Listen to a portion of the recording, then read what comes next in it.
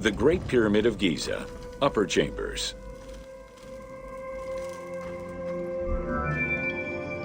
While in reality the robber's entrance is one single cavity which leads to both passages, in the game, the team created individual accesses to either passage.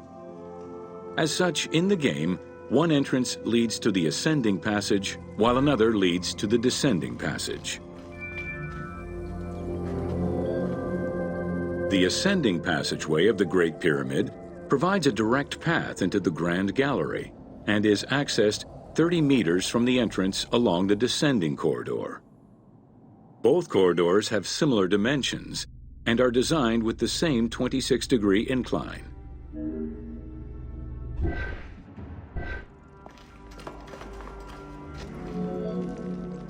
The ascending corridor has smooth masonry on its walls, and the layout includes many trapezoidal stones. Both the floor and ceiling of the passageway indicate that the passage was enlarged, possibly during or after the funeral, to allow workers room to move granite blocks meant to plug the corridor.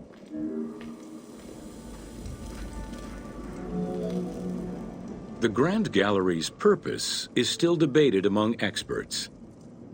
It may have been intended to align with the stars, act as a buffer to protect the king's chamber, or simply to facilitate the transport of the granite blocks used inside the pyramid. Access to the queen's chamber was at the beginning of the Grand Gallery.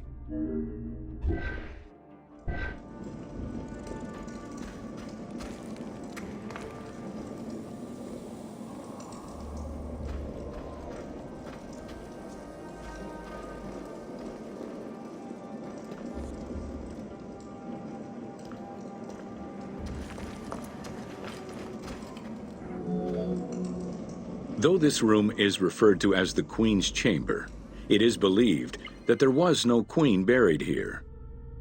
Based on their knowledge of earlier pyramids, Egyptologists believe it was more likely intended as the king's serdab, a chamber meant to contain the Ka statue, which would in turn house the king's spirit.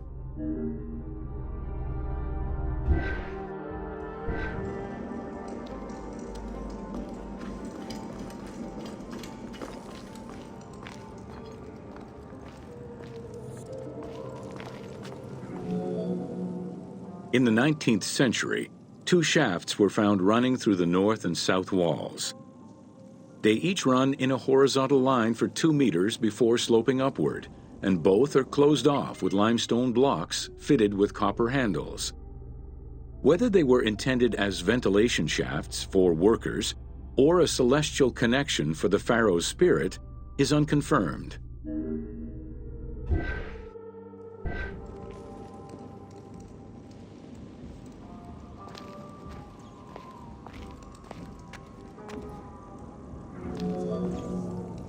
A recent scan of the room indicated the presence of an unknown cavity hidden behind the north face of the walls over the descending corridor. Further investigation is still ongoing to ascertain the nature of the anomaly, so as to avoid risking damage to the monument.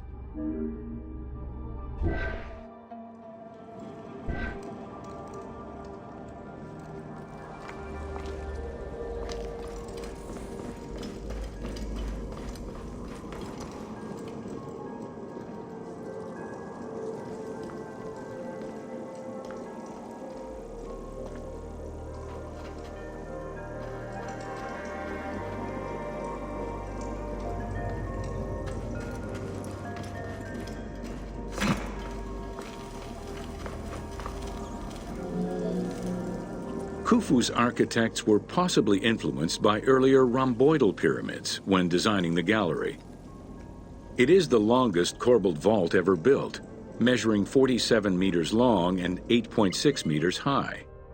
The walls were made to taper inward, allowing for better distribution of weight. As a result, the ceiling measures just over 1 meter wide at its highest point. Though this construction technique is present in other pyramids, few have the same precision and stability.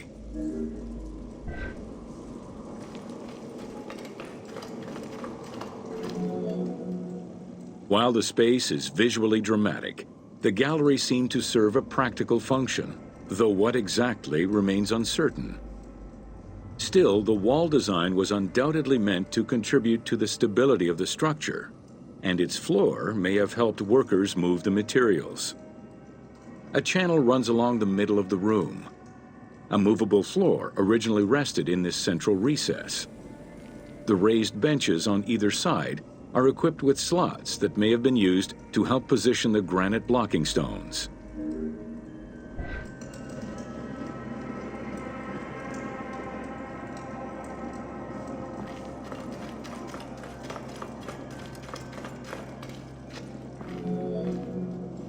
At the end of the Grand Gallery is the entrance to the antechamber leading to the King's Chamber. Directly above, there is another narrower horizontal passage that connects to the top of the King's Chamber and allow the workers access to the weight relief rooms.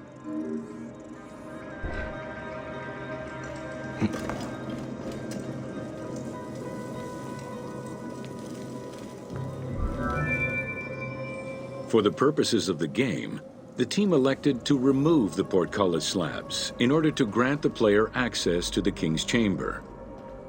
In reality, workers would have backed out of the room after the funeral, lowering each slab into place behind them one at a time.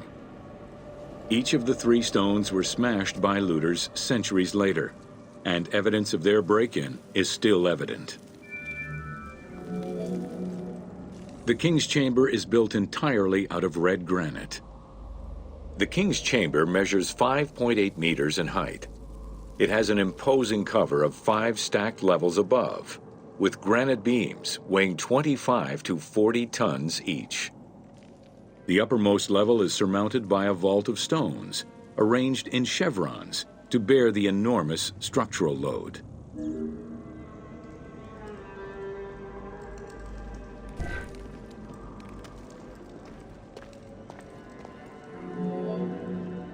As in the Queen's Chamber, 2 shafts extend out from the room towards the north and south faces of the pyramid.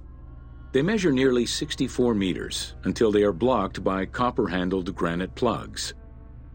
Some experts in the culture of the Old Kingdom believe that the shafts were thought to lead the king's soul to the stars, with the incarnation of the pharaoh as the god Ra, represented by the northern well, and the god Horus by the southern well.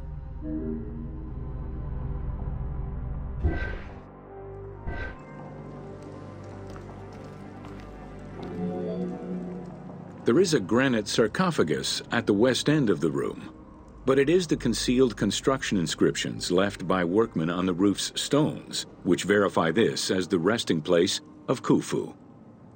The sarcophagus was recorded as being empty when it was discovered, and its design indicates that there was once a lid in place. It's possible that this sarcophagus is only a cenotaph in memory of the pharaoh, but was never actually meant to receive the body.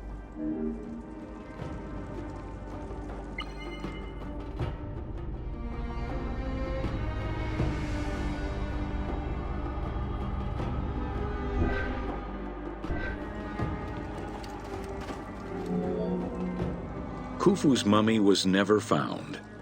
It is hoped that as of yet undiscovered hidden rooms and shafts of the pyramid may provide an answer as to its location.